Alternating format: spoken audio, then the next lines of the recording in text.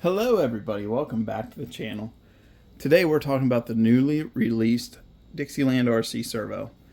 Super important part of this is these two words right here, true spec. Alright, why is that so important? Well, let's talk about that. This servo was third-party tested, so all the information you see out there, what's on the website, whatnot, whenever you go to order, the numbers of ounce inch of torque to the voltage is legitimate. It was third-party tested. So let's talk about the real intentions, the primary focus of the servo. This was really intended for RTR vehicles, okay?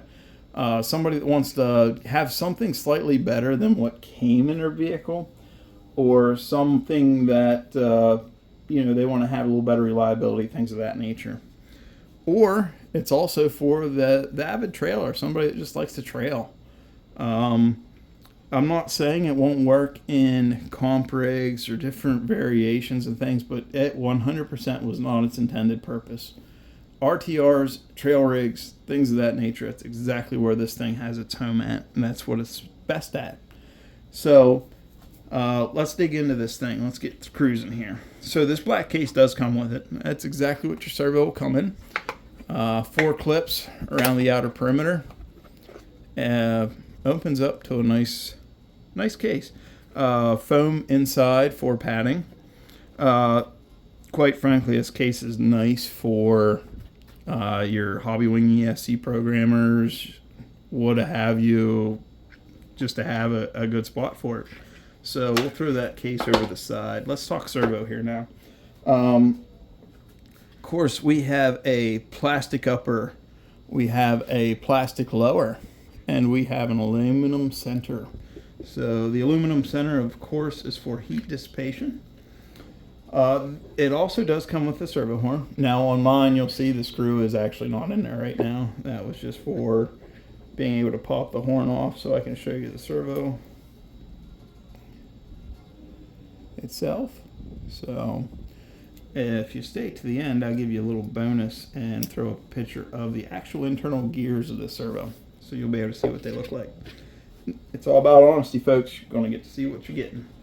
Alright, so let's talk about this servo a little more in depth with the torque, the honesty side of things. So you'll see everywhere where it's really plastered the 7.4 volts, okay? 390 ounce inch of torque. That's a fantastic number.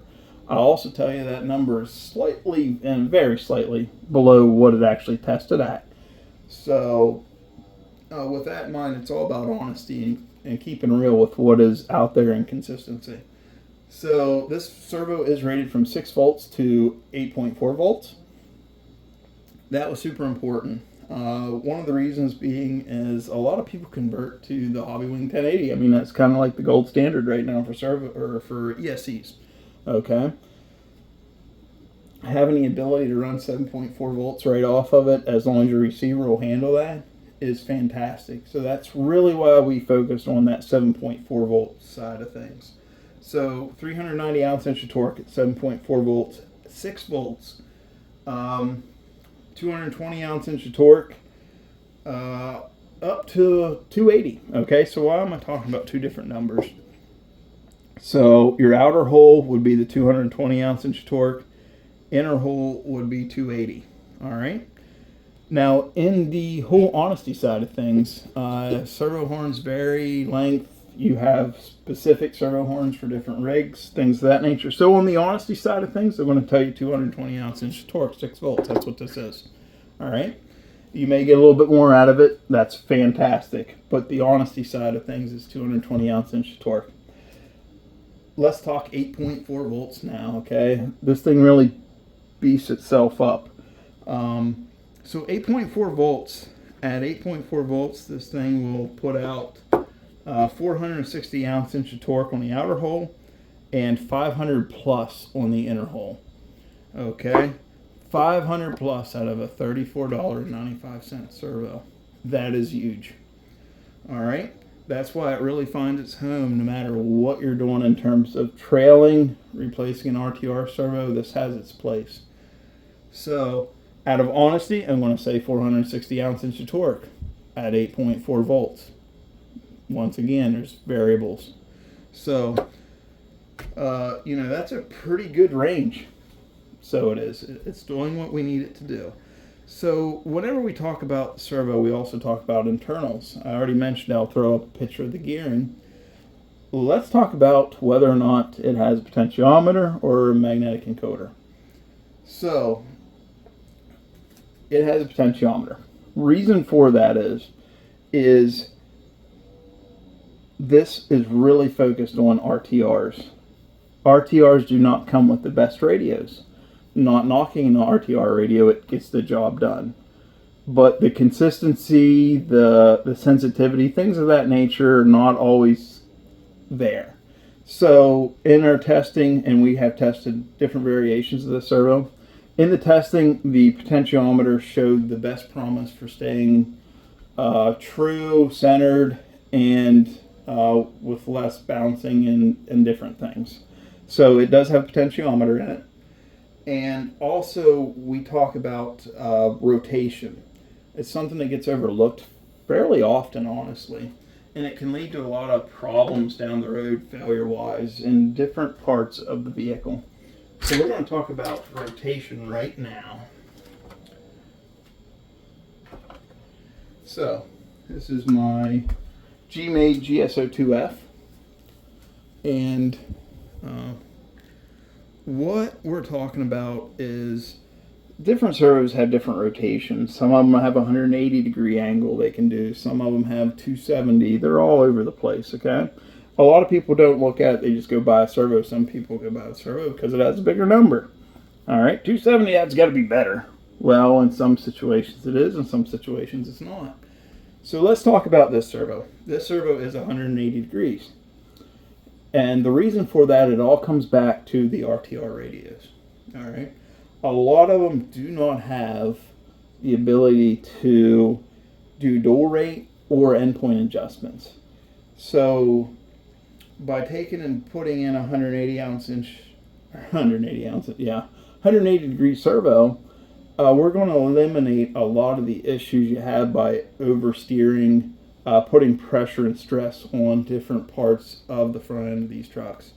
So what we have here, demonstration for you, back this up just slightly, is this radio is set to 100%, so it will throw full tilt left and right. Dual rate is giving 100% throw out. Okay, what we're going to do, we're going to zoom back in here now, and we're going to watch this axle housing. All right, see that just slight amount of play, and I got it cranked as far as she'll go. All right, and I'll release it now. Boom, you just seen that, just a slight amount. Let's go the other way with it, see what it does. Same deal. All right, I can't go any farther. I'm actually in a plastic creek. All right, so we'll let that go again. Slight amount. Okay, and that's what we're talking about. By this servo has enough throw to completely do full travel left and right on this vehicle. At the same time, if I didn't have dual rate, yes, it's putting slight amount of excess force on the axle housing, but it's not literally trying to rip the axle housing to one side because it's so bad. So that is the reason why we went with a 180 degree servo in this particular situation. And that's why it lives at home here. We put this servo in multiple rigs, and it has been fantastic for this side of what we're talking about. 10-3s, things of that nature. It really gives you full throw. It also does not pull on things too much to cause premature wear, premature failure. So that is a huge aspect of what this servo was. So it moves fairly well. It's definitely not a slouchy servo in terms of what its abilities are. So let's talk about the very last thing here, which is super important as well, is this servo was tested on, like, your, of course we talked about the Hobby Wing 1080, but it was also tested on your RTR ESCs, your axials, your elements, those ESCs handled the servo just fine. I will straight up tell you, when it all goes to honesty, the TRX4 was not tested for this because that ESC has issues doing anything above what the factory servo is. And that ESC honestly just has a lot in terms of the BEC side of it that are a little underwhelming compared to the other manufacturers out there. I'm not saying it's bad, it's just not what this servo would probably deal well with. So you would need to use a BEC on that. But the other vehicles, it is all tested well. So you can confidently get it, run it, and enjoy it for the way it is. If you ever decide to upgrade your ESC or put in a BEC, this servo is ready and waiting for more power, and it's hungry. So now that we have talked about the servo in depth, I'll throw a picture of the gearing up right now. Lastly, the next video that you will see will actually be on this GSO2F chassis. It'll be a review of the chassis, the platform, what's worked, what's not worked, what should have been improved, on how much I like it. So it'll definitely be a good, honest review. It'll be in-depth and fun. So I hope you all take care, be safe, and enjoy the hobby for all it has to offer, because it truly is special. Catch you all in the next one. Later, everyone.